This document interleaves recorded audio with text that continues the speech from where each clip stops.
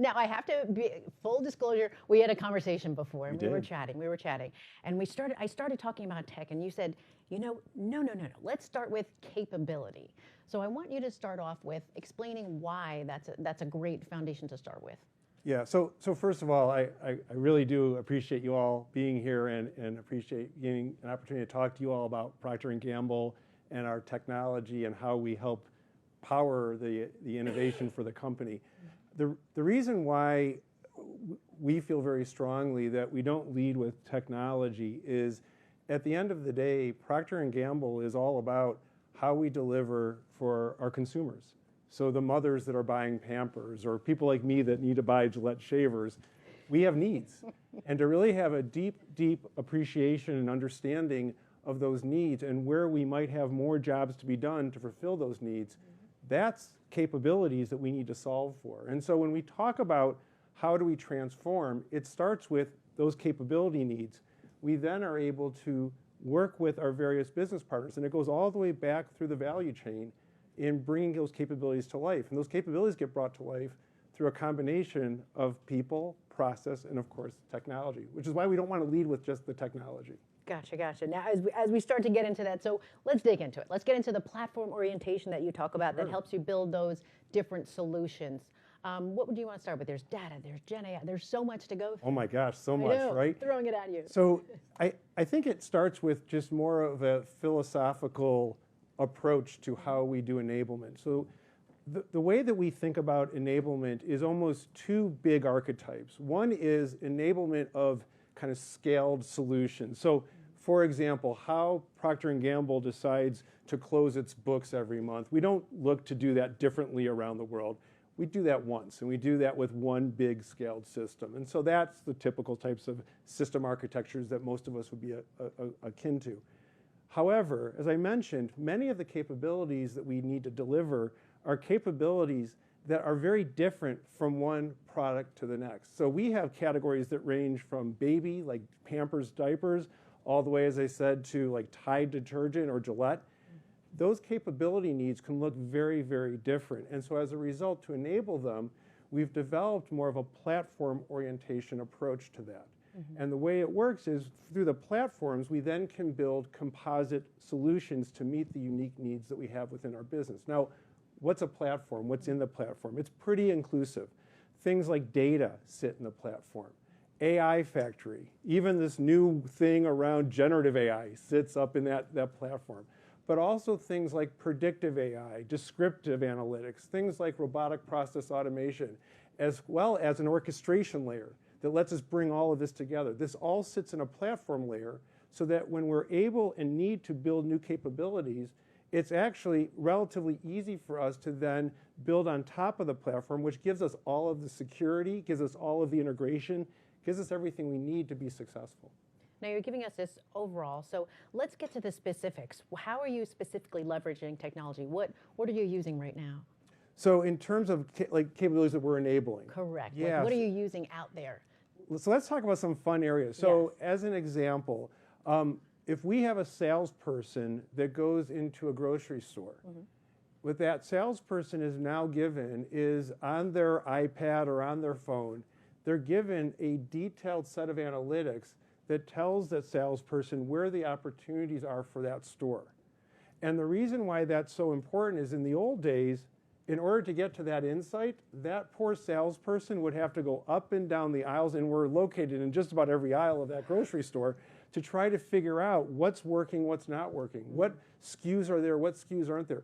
Well, through the technology and the platforms that we've established for this salesperson, we can tell them as they walk in, you're underperforming in this store in this SKU. This SKU's not even represented in this store.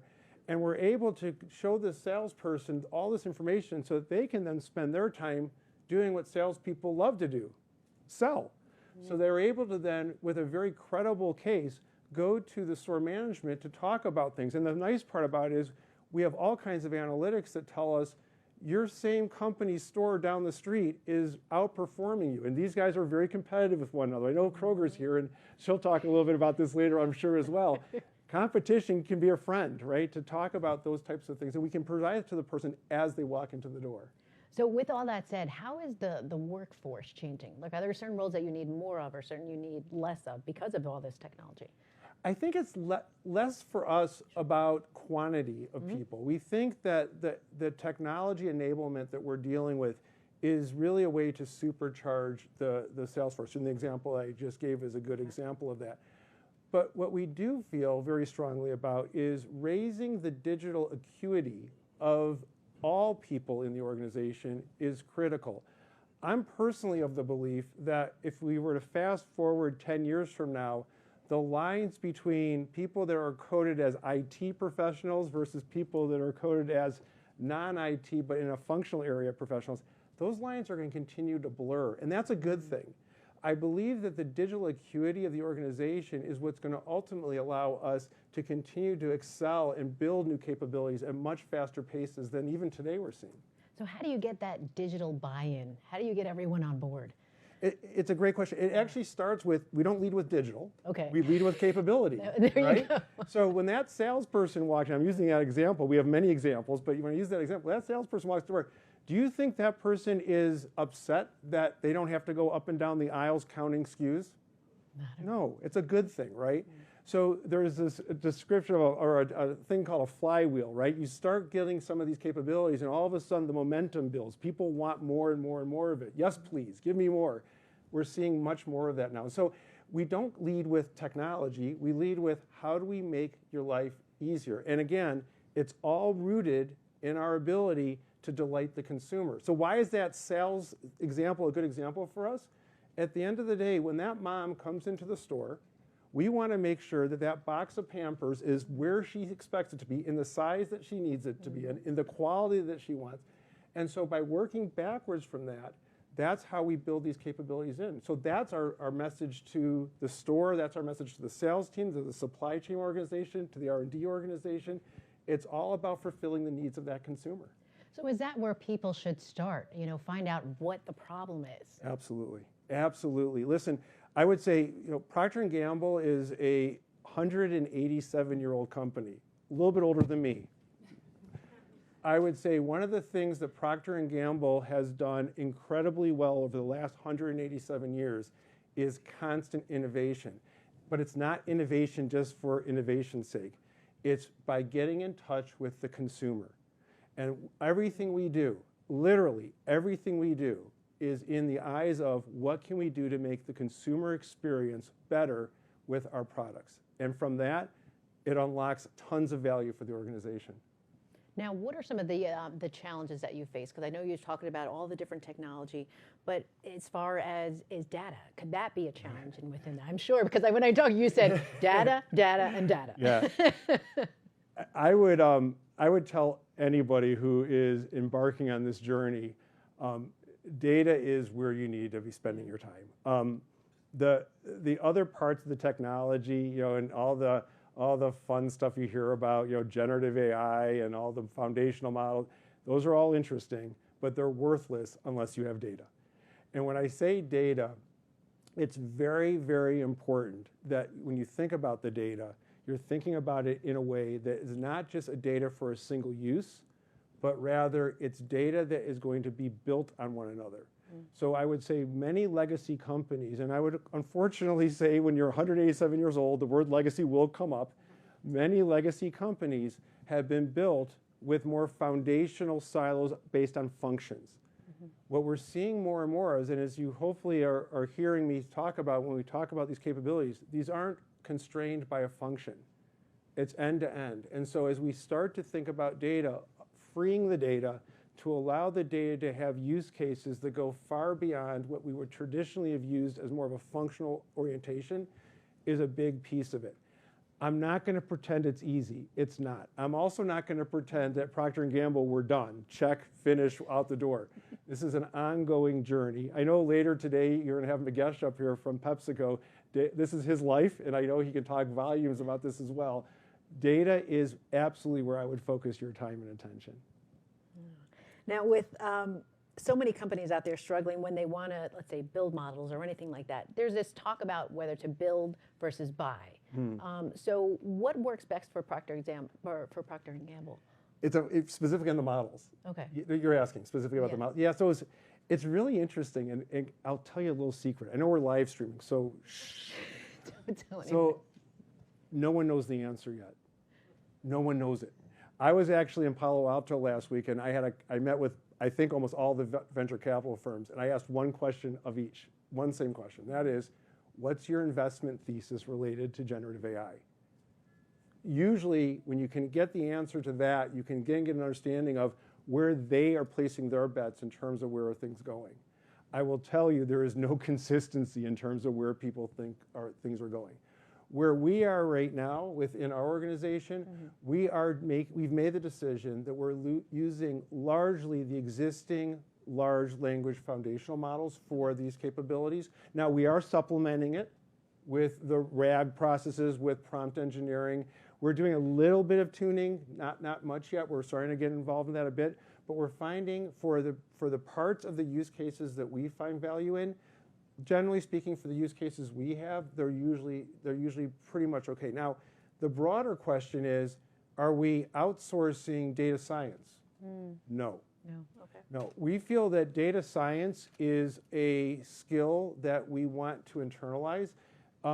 What I think people maybe don't always fully appreciate, a data scientist is good when they know the models. They're great when they know the domain. And what we really try to focus on is making sure our data scientists understands our business and are able to work hand in hand with their functional counterparts to bring these capabilities to life. And so that usually requires a fairly significant level of insourcing of that talent to ensure that we can actually be learning and growing and agile in our development. Now let's dig into budgets a little bit. Is your AI budget different from your, let's say, CIO budget? Is there a difference? Yeah, so short answer, no. Okay. I have a business enablement budget. Okay. And I don't mean to be curt about that, but I never want to be in a position where I'm taking my budget and trying to segment it into different technologies. By doing so, I almost feel like I'm not doing the company a service.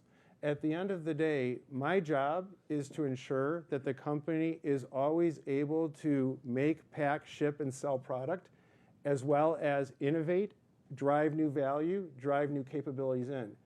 Whatever that budget requirement is, it's evaluated against a return on investment that we do. And we make a decision as a company whether we do it. We don't have a separate IT budget for innovation from functional budgets. Again, it's people, process, and technology all get brought together. That's how we think about it. And where do you see the technology headed? I mean, is there something that you wish it could do that it's not doing just yet? What do you need it to do? Yeah, do my job for me. Yes. That would be awesome. No, I would say where I think the interesting place where I'm starting to hear more of is this, another new term, agentic AI. You guys heard this term? It's the new term. All the cool kids are using it. Trust me, tomorrow we'll all have forgotten it. But the way that the agentic framework, the way I'm thinking about it is more in terms of how do I think about enablement as a series of microservices through an orchestration layer to bring things together that might not be easily brought together. So if you look at most of the press in these spaces, they tend to be very single dimensioned. They're AI use cases on generative AI. There's maybe robotic process automation use cases. There's maybe descriptive analytics use cases.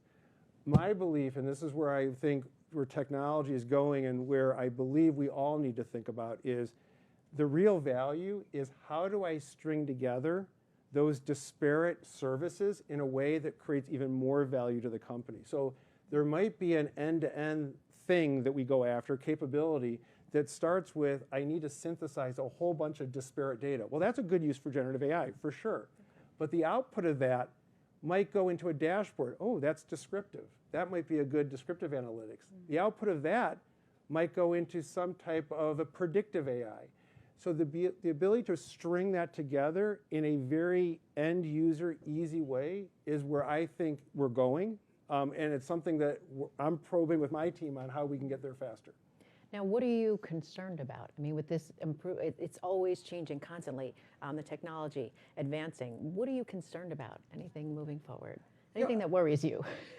Yeah, listen, I would say the concern I have is less about the technology and more about the identification of the capabilities that are coming up. So I've not yet found an area where I don't think we can crack the code to ultimately solve.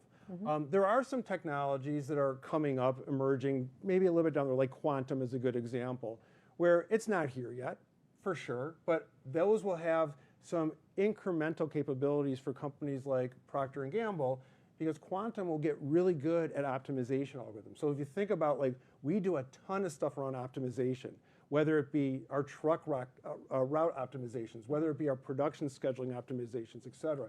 So there are parts of our value chain capabilities that I think we're a little bit handcuffed with today because the technology isn't quite where it needs to be yet. We're still doing very well relative to where we've been, but where we ultimately are going to start to see is, like, with technologies like quantum, et cetera, I think we'll see additional capabilities get developed. Excellent. And we have a few minutes left. So I want to hit one question we have from the audience is sharing your view on the type of governance structures that need to be in place. So what type of governance do you think needs to be in place? That's a huge, huge topic that a lot of It's a great, do we have another 45 minutes? No, okay. So I completely agree. And whoever asked the question, good for you, because it's often one of these topics that people don't often like to talk about, but they're real and you need to deal with it. At Procter & Gamble, we use this term stewardship, and we take it very seriously. Like, in the board meetings, I'm talking about stewardship.